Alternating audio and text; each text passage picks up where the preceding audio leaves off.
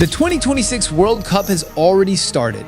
48 teams, 3 countries, 104 matches, and more unanswered questions than any tournament in recent memory. Can Ronaldo stay out of the spotlight for the first time in his career?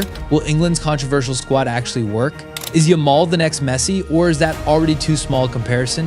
And can Neymar even kick a ball? These are the 8 biggest storylines of World Cup 2026, and not one of them has an answer yet. For 20 years, wherever Cristiano Ronaldo went, he was the story. The goals, the celebrations, the Instagram posts, the arguments about whether he or Messi was better. Ronaldo has never in his entire career been a supporting character. But this Portugal squad, and this is genuinely remarkable, might be better without him in the team than with him. As analysts noted, the spine of this Portugal squad, Costa Diaz, Fernandes, Vitinha, Neves, Bernardo Silva, would arguably be the strongest starting 11 at this tournament, even if you remove Ronaldo entirely.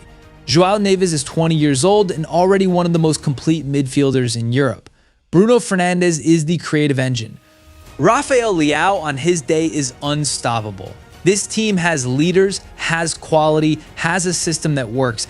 The question is whether Ronaldo at 41 in his final World Cup, with his legacy on the line, can accept a reduced role. Can he come off the bench? Can he celebrate when someone else scores? Can he put Portugal above himself for 6 weeks? He has never had to answer that question before. Not really. And if the answer is yes, Portugal might go further than anyone expects. If the answer is no, it could tear the whole thing apart. Like, if you think Ronaldo will be an asset to the team,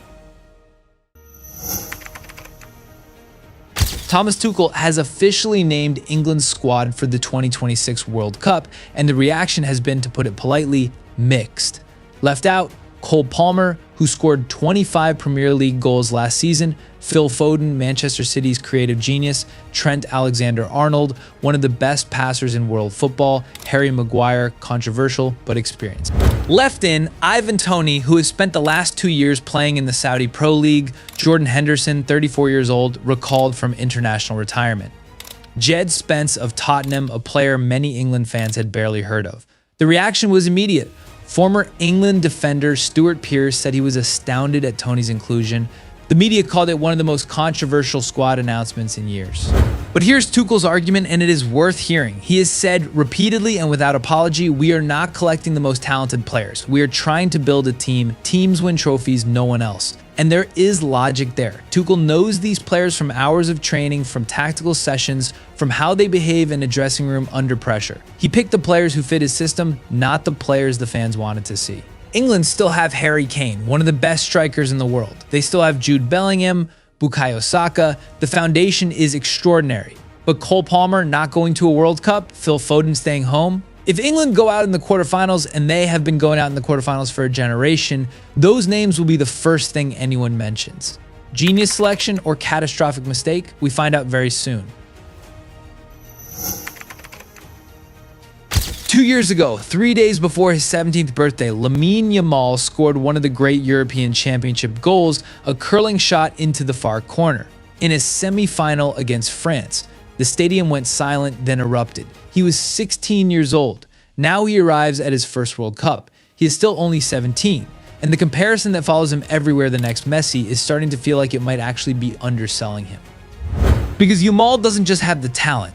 He has the temperament, the smile, the complete absence of fear in the biggest moments. When Spain face a difficult game, when the pressure is highest, Yamal asks for the ball. He wants the responsibility. Spain's Nations League win in 2025 was built around him. Their perfect World Cup qualification, 10 wins from 10, was built around him. Their entire attacking identity runs through his feet. And that raises the most important question for Spain at this tournament. Not whether Yamal is good enough, he clearly is, but whether Spain are too dependent on one 17-year-old. What happens if he gets injured? What happens if a physical team targets him in a knockout game? What happens if he has one bad night? Messi had bad nights at World Cups in 2006 and 2010. Great players have difficult tournaments. But watching Yamal, genuinely watching him, you get the feeling that he hasn't been told that yet. And until someone tells him, he might just keep doing the impossible. Here's a sentence that would have been unthinkable 5 years ago. There is a genuine debate about whether Neymar should be at this World Cup at all. Brazil's all-time leading scorer, 79 international goals, the most naturally gifted Brazilian of his generation, and right now he is injured. Again, and the debate about whether he deserves his place is louder than it has ever been. Ancelotti called him up despite knowing he had a calf injury. When asked whether he would have included Neymar if he'd known the full extent of the injury, a grade 2 muscle strain, the Italian coach responded with a joke. "If my granddad had wheels, he'd be a car," he said. Since I decided on the squad Neymar was in the 26 former Brazil international Wagner Veloso was less philosophical. He said Neymar's call-up was an absurdity that football allows and accused the forward of choosing which matches he plays based on the opposition, not against Palmeiras or Flamengo against the weaker teams. But here's why Ancelotti called him anyway, because when Neymar is fit, even at 70%, he is capable of moments that no other Brazilian player can produce. The creativity, the skill, the ability to manufacture something from nothing in a tournament where nothing matters more than moments. Brazil's group games are against Morocco, then Haiti, then Iraq. If Neymar recovers in time, Ancelotti believes he will be available. He could arrive in the knockout rounds fully fit and fully motivated. The question is whether a player who has barely played competitive football since October 2023 can walk into a World Cup knockout game and perform at the highest level. The romantic answer is yes. Neymar has always been capable of the impossible. The realistic answer is nobody knows. And that uncertainty is the most Brazilian thing about this entire World Cup. The 2026 World Cup is the biggest sporting event in human history. Not just the biggest football tournament, the biggest sporting event, full stop. 48 teams instead of 32. 104 matches instead of 64. 16 host cities spread across 3 different countries, the United States, Canada, and Mexico, thousands of miles between venues. The final will be played at MetLife Stadium in New Jersey, just outside New York City, capacity 82,000, the largest stadium ever used for a World Cup final. But the logistics are, to put it politely, complicated. A fan following England through the group stage in the United States, then a knockout game potentially in Canada, then a semifinal back in the US could be looking at flights, hotels, and visa requirements across 3 separate countries. The cost of attending multiple matches is extraordinary. Ticket prices for the final alone have reached thousands of dollars on the secondary market. But here's the counter argument. The United States has 35 million people of Latino heritage who will treat every Mexico and South American game like a home fixture. There are enormous Brazilian, Portuguese, English, and Italian communities in American cities. The fan base is there, the passion is there, and New York hosting the final, the most famous city in the world, the capital of global attention, gives this tournament a scale that no previous World Cup has come close to matching. The 2026 World Cup will not be perfect, nothing this big ever is, but it will be unforgettable. In 2022, Morocco became the first African nation to reach a World Cup semifinal. They knocked out Spain, they knocked out Portugal, they won on penalties against one of the best teams in Europe, and almost did it again in the semifinal against France. 4 years later, they are back, and they are not coming as a surprise anymore. They are coming as a threat. Morocco's defensive organization under Walid Regragui is among the best in world football. Their ability to absorb pressure and hit on the counter is exceptional, and they play their opening match of this tournament against Brazil in front of 80,000 people at MetLife Stadium. That is not a group game, that is a statement. But Morocco are not the only team that could disrupt this tournament. Japan eliminated Germany and Spain in 2022 and have quietly built one of the most organized and technically accomplished squads in Asian football. And then there's the United States, but we will get to them separately. The 2026 World Cup, with 48 teams and expanded group stages, gives more opportunities for upsets than any previous tournament. More matches means more fatigue. More fatigue means more upsets. More upsets means the quarterfinals could look completely different from what anyone is predicting today. Someone is going to shock the world at this tournament. They always do. The question is, who?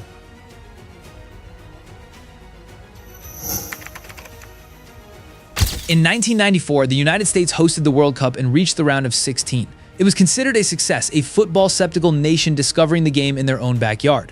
32 years later, they are hosting again, and this time the team is different. Christian Pulisic is one of the most dynamic attacking midfielders in Serie A. Weston McKennie has been one of Juventus' most important players. Folarin Balogun, born in New York, raised in London, now fully committed to the Stars and Stripes, is one of the most exciting young strikers in European football. Ricardo Pepi has proven he can score at international level. This American team can play, and they are playing at home. Home advantage at a World Cup is worth more than any statistic can capture. The crowd, the noise, the refereeing decisions that go your way, the opponents who are jet-lagged and disoriented in unfamiliar cities. The USA will have none of those problems, and their opponents will have all of them. History suggests hosts do well. France, 1998, champions. Germany, 2006, third place. South Africa, 2010, last 16. Brazil, 2014, fourth place. Every host nation in the modern era has exceeded expectations. The USA are in a group with England alongside two manageable opponents. A second-place finish puts them into a last 16 game they could win. And from there, anything is possible. This American squad is not good enough to win the tournament. But they are good enough to make the quarterfinals and in front of 80,000 people in a New York stadium that would feel like winning the world. It has not happened since 1962. Brazil, back-to-back champions, winners in Chile, winners in Sweden before that, the greatest dynasty in the history of the sport. No team has done it since. Not Germany, not Italy, not France, not Argentina themselves in 1978 and 1982. They won the first but lost the second. Now the defending champions arrive in North America, and they are being asked to do something that 64 years of football history says is almost impossible. But Argentina's argument is simple. In 2022, they were the best team in the tournament, and they proved it in the most dramatic way imaginable. The final against France is already considered one of the greatest matches ever played, 3-2 after extra time, won on penalties. Messi finally with the trophy he deserved. The core of that squad remains. Lautaro Martinez, now one of the best strikers in Europe. Julian Alvarez, 24 and extraordinary at Atletico Madrid. Enzo Fernandez, Alexis McAllister, and Rodrigo de Paul in midfield. But Messi is 38. Di Maria has retired. The squad is older and less certain than it was in Qatar. Scaloni, their coach, has spoken about using Messi's minutes carefully, protecting him for the knockout rounds, where his ability to change a game in a single moment remains unmatched. And that is Argentina's plan not to dominate every match, not to play beautiful football for 90 minutes, but to survive, to win, and to have Messi available and ready when the moments that decide tournaments arrive. If you have learned anything from watching Argentina over the last 4 years, it is that you should never, ever count them out. Back-to-back champions. No team has done it since 1962, but then no team has ever had Messi. 8 storylines, 8 questions without answers. Which of these storylines are you most excited about? Drop it in the comments and subscribe for more World Cup coverage as the tournament begins.